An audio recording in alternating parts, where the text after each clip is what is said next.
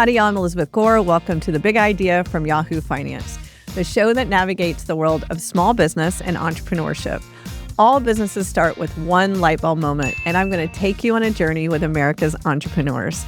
As the co-founder of the small business funding platform Hello Alice, it has always been my mission to help ensure entrepreneurs have the tools they need to live the American dream. We're going to get between the spreadsheets with these operators to flow from their smallest failures to their biggest successes. So let's cowboy up. Today, our big idea question is, how do you fund a small business? Today's industry is restaurants, and I love to eat. My special guest this episode is Russell Jackson, a chef, restaurateur, and community leader. He's also a great dad. Chef Jackson has appeared on shows like Iron Chef America, Food Network Star, and Going Off Menu. He is the owner and chef of Harlem's fine dining, Michelin star nominated restaurant, Reverence. Now, in full disclosure, since we recorded this episode, Chef Jackson has decided to put Reverence on hiatus. This is indicative of the environment small businesses are currently in, where small businesses are riding the highs and lows of the economy. But I love this conversation with Chef. I want to share it with you. He has so much wisdom. There is no one better to answer our big idea question today. How do you fund your business? Here's my conversation. Howdy, Chef. I'm so happy you're here. You know, anything for you. Us. Absolutely anything for you. Well, here we talk about the big light bulb moments. And I just have to know, what was your big idea when you were moving in and starting Reverence? What was I thinking? How did I end up here again? I built Reverence. I built Reverence because there was a need for it. But it was also at the coercion of my very small... All of us, because we love your food. My very small circle of friends and family when I got married. Because I had retired. I was done with being in the restaurant business. I can't imagine you retired, though. I mean, that's almost like a joke. And that's, I think, the sad fact of the reality of it. Yeah. Is that retirement wasn't necessarily really what I wanted to do. Yeah. I think I ran away from it because of the pain of closing Lafitte in San Francisco, and then getting sucked into the world of media, and doing television and TV shows and things like that. So you decided to go back in your own kitchen. Yeah, which again wasn't necessarily the brightest moment in my life, but it's what I love to do. Yeah. And why Harlem? Again, I'm an African American, and I grew up in Southern California in the Palisades. We were at the time in the 70s when we moved there. We were one of 3 African American families that were in that entire area, which now as people have better understanding the size and scope of it. Right. So very few of us. Right. It'd be like 3 people living in all of Manhattan, it was just. It's a beautiful community.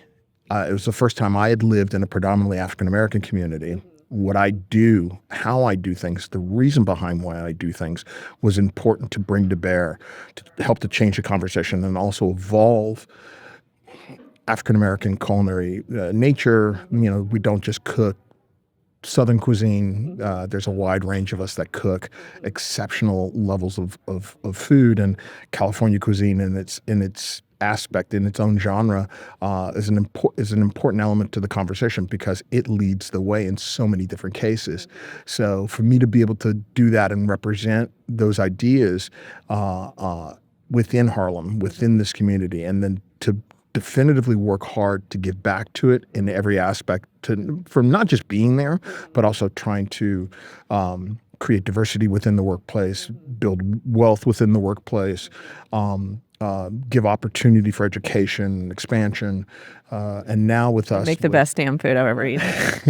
That kind of, you got to make that happen. You got to do that part. Foremost. But hey, you're one of, I think, the leading experts on financing a restaurant. And well, you are. I mean, you've done such a good job over and over. And our big idea question today is, how do you think through funding your business? And whether you're in the restaurant business or anything else, I mean, what are the steps, Chef, that you take as you prepare to fund your business? Well, I've done 3 different approaches. Okay. to this date. Walk us through three. I love that. So the first one, my very first one, Russell's in Los Angeles on La Cienega, in the early '90s, was not self-financed, but I had some friends and my family, and like Marianne Williamson kicked some money in, and Stephen Bray kicked some money in, and a guy who owned a high-end model house, and my father kicked the lion's share of money in. That was tough. Closing that restaurant was exceedingly difficult, but again, we went through some very unprecedented things. Oh my goodness! In closing that restaurant. Now we call that a friends and family round, and sometimes, I mean, you and I have similar backgrounds that, we didn't come from high net worth families, right. And so walking up to one of your family members and asking is tough, and sometimes relationships can change and so on. I mean, would you say to a small business owner, really consider this option? Oh, no, absolutely not. Okay. Absolutely No, I think not. that's really fair because, sometimes that's our only route. But do you wait? Do you self-finance? Do you bootstrap? So what was your second? So the second was Lafitte. Okay. And Lafitte was a multi-million-dollar monster. Okay. That took, we didn't have any institutional lending, but we took private equity partners. Okay. We had a developer that was partnered with us for the build out, that obviously raised our rent. At one point, I think we were paying the highest per square foot restaurant rent in the state of California. And that's California. But I was California. But again, another historic landmark property. Yeah. You had to deal with Historic Society, the waterfront, and other federal government agencies to just do the build out. That was an excessive raise. So let's just for our listeners. So when you say raise, if we break it down, you are valuing your business at a certain potential amount, right? And then you are saying, okay, so and so, if you put in $50,000, I'm going to give you quote shares or it's an SEC, an equity. It's essentially an SEC document, right? It's a traded share, right? It has an intrinsic value, and ultimately in those situations, like for myself, I didn't have the highest amount of equity. I had a percentage that was a reasonable voting block, but the decision was out of my hands in the respect of, do I continue on with this while we're losing money, or do we have to close? And in that case, the investor said, we're done. Okay. So you lose the ability to have that say and control. That control. It's a tough thing. We're at Hello Alice, we're venture backed, and it's tough because you have a lot of bosses at that point. Yeah. And that's the difficulty. But sometimes it's the only way to get capital. Right. Right. Well, in a restaurant, it's like your investor could show up on a Saturday night, and this is I'm putting this example out from a true story, that walks up on a Saturday night when you're getting hammered and says, I want to sit at that table, and you go, I don't have a waiter for you. I have no place. I can't put you there. Right. And then says, and I want a Diet Coke. Well, we don't serve Diet Coke. We'll send somebody out to get one. It's boy. I'm sorry, what? I know you, and I can't imagine someone doing that to you. Yeah, it didn't work out well. Didn't work out well for any of us. All right, so number three. And again, this is the put the gun to the temple model, self-finance. Okay. So I had money that I'd saved up and worked for, and I went out and I actually got an SBA matching loan. Can we stop there just for a second? Sure. So SBA loans, I think, are critical. And so how did you decide to get an SBA loan, and why, if I can ask real quick? Well, to be very honest, having gone through so many different levels of development, and even trying to get SBA loans when I opened my very first restaurant, the labyrinth of red tape and hurdles and all of it always seemed like a sheer impossibility. So I applied for the SBA loan in this respect, almost as just trying to turn over a last rock, not having any expectation whatsoever that this was a possibility. So when I got the notification that I had gotten it, I realized that I had turned into a unicorn, because I had only heard of one other restaurant group Wow. people that a group of people that I knew that had gotten an SBA loan Okay. for a Okay. restaurant project. Okay. And they were as different than I as I could possibly be, And i.e., SBA loans have very white. they have lower interest rates too. Is that a fair statement? Than like a traditional yeah, walking they're great loans. Yeah. I mean, they're not, and I think the type of loans that if I ever go back to deal with the SBA for my own work, I would probably end up doing the 7A program, because the idea for me now is I would prefer, and as I've learned through the pandemic, is I would rather own the real estate below me and be my own landlord. Okay. So that would, if you're going to do That's an great SBA advice. loan, I would probably always say, try to go with an SBA loan. It's still, it's a sizable chunk of down payment that you have to come up with, but the terms are better than any other bank can get for you. Okay. And money comes quickly. System, there are checks and balances and things that you're going to have to go through. There are a lot of sign-offs that you're going to have to go through. Right. But all in all, the last thing I would say is especially about personal and self-finance is figure out how to keep your credit at least in the 600s. Critical. That's absolutely critical, because you can look at my 300 score credit right now and see how incredibly difficult it is to work around anything. Yeah. And credit's malleable. It's flexible. It goes up and down every single friggin' week. Yeah. All kinds of different factors. So really important note. Thank if you drop below a certain number, don't freak out. Don't start thinking I got to do this and that. Just figure out how to work it back up, and keep an eye on it. Yeah. But if you want to make moves, just make sure that you're keeping that in a thought process of, if I'm going to take loans out, or I'm going to do these things, or I need to make sure that my personal credit is in alignment with where I want to ultimately go, and then don't worry about it for a while. You also applied for grants, right? Oh, so many grants. So many grants. But I'm also, by the way, a huge fan of small business grants. I think they're an underutilized resource. Yeah. I mean, it's a lot of paperwork, but it's, not free capital, but come on. No, it's accessible capital, and right. The reality of grants didn't kick in for us until we had gotten to the pandemic. That's when we had turned to that idea, and fortunately, my wife is tenacious, and she is tenacious. So is your son. Yeah, they are, and that's how we ended up being introduced to Hello Alice. So, and without and then learning so much about the grants programs, the different types of things, we've been awarded quite a few different grants through the course of the last 6 years of our existence. So, and they've been really helpful, a lot of times very timely. Like, how am I going to make payroll? Right. Yeah. Well, Chef, you've been through hell and back. All of our restaurants are still climbing back from COVID. You had a significant break-in.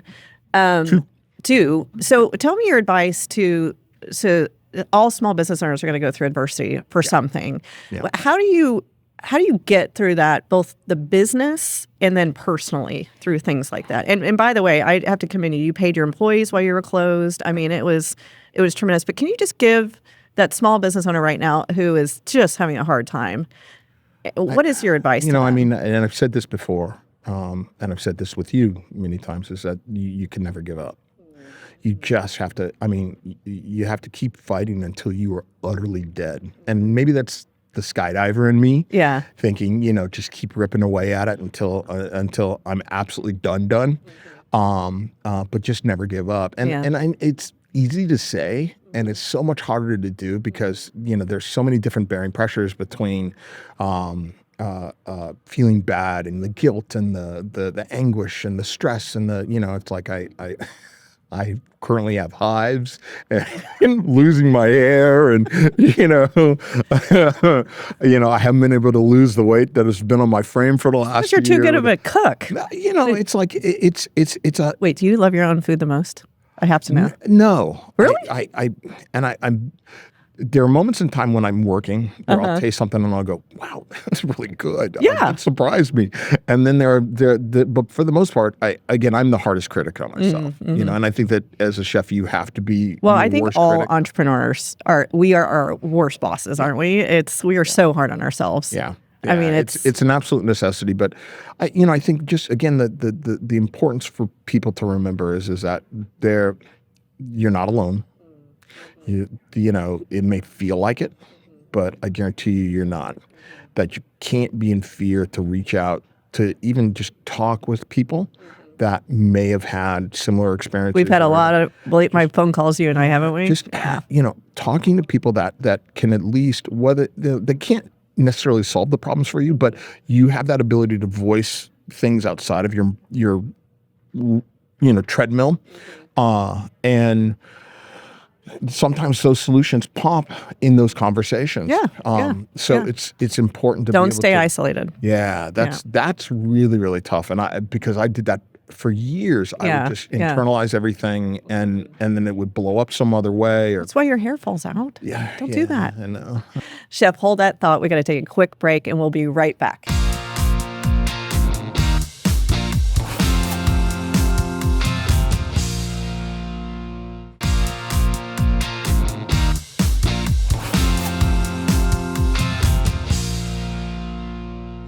Welcome back to The Big Idea. I'm Elizabeth Gore here with Chef Russell Jackson. Hey, speaking of problems, so on the show, we talk about the dirty unicorn, which is, the biggest mistake you've learned from in business. What's yours? Opening. Oh, stop it. Stop it. No, it's hard to look back and say, okay, this was a real mistake. I think if I look at some of my other ventures, giving up when I did might have been construed as a mistake. I don't, Is that why now you never give up? I think that's why now I'm willing to go down with the ship in a spectacularly fireball way, and keep trying to figure out how to make it work to some degree or another, simply because I know how hard it is to get back to it. I know the level of effort. I know that I put into it, the importance of it to my family, to my staff, to the community, in what we're attempting to achieve. Whether everybody else realizes it or not, I realize it. Well, it's interesting because you give so much of your time to educate other entrepreneurs, to community. One Fair Wage. By the way, let's just talk about that really quickly. Mm-hmm. Windows of the World inspired One Fair Wage. Tell us what that is, because it's an important part of your life. So One Fair Wage, I'm on the board of directors. It's a 501c3 program that was born out of the attack at the Trade Center. It was created as a fundraiser for the Windows on the World families and organization, and what it did was it spawned this whole idea of equality, representation, and equal pay, and now we are the tip of the spear when it comes to representing restaurant hospitality workers to achieve equal pay, pay parity, as well as a full minimum wages, because there are so many laws that are on the books across the United States which still represent Civil War level laws that and even this state still has a carve out for hospitality workers to pay them a sub-minimum wage. So as a tipped employee, that they do a calculation where, well, you've gotten so many tips, well, we can pay you less per hour. And the whole idea is that's ridiculous. Wow. Okay. You should be getting a full minimum wage with your tips on top. So I just mentioned that you give so much of your time to your community, obviously to your family. Mm-hmm. And then I always think about you because you're so good at the business side of your business, mm-hmm. but you also love to be a chef. How do you time manage being in the business or working on the business? I mean, that's a really tough. It's a ridiculously. What's your advice to small business owners? Because if my passion is cooking or doing this or that, and then I still have to do my accounting and everything else, how do you time? What's your advice on time management around that? I think probably one of the best suggestions I can make is have a good accountant. Mm-hmm. Yeah. For God's sakes, don't try to do your own accounting in house. There are enough systems and organizations out there now that help to automate and that's really good advice. Streamline your business and make it really. And you have to do it early, because you get a year in and you go, I'll get around to it, and then all of a sudden there's this mountain of paperwork to have to decipher, and I thought I remember what that was. Like it's best to have it set up ahead of time. So you're saving money. No, you will not. At the end of the day, you're not. You will burn so much cash, and then and the worst part about it is time is your biggest equation. Yeah. Your personal time is your biggest cost factor. Right. Running a calendar, running a schedule, pre-planning, giving yourself enough time, and then rest. Rest. I'm sorry, what is that? Yeah, I know. What? But do entrepreneurs rest? For me, I try to carve Sunday out, where which is you and your son's pizza day, right? Yeah, and that's pizza day. Movie day. The movie and pizzas now.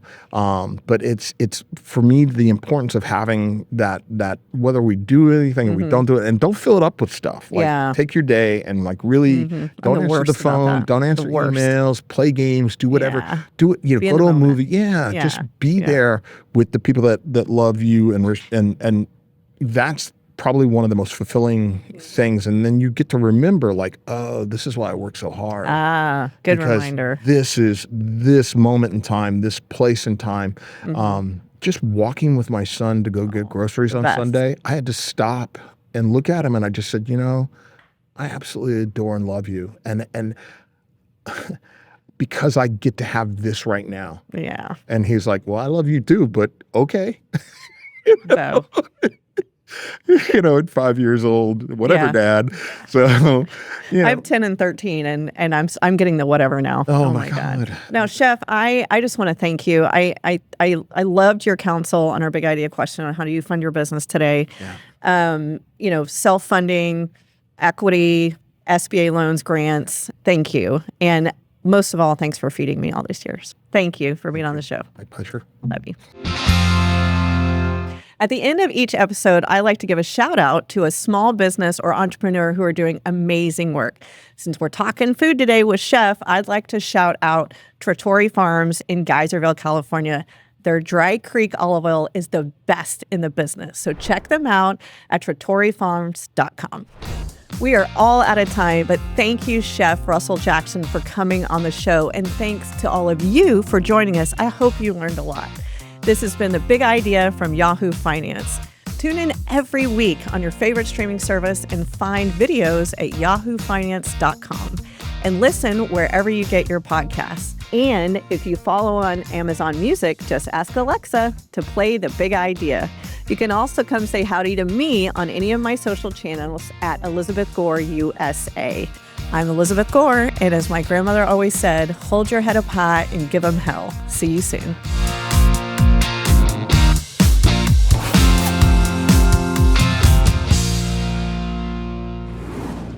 This content was not intended to be financial advice and should not be used as a substitute for professional financial services.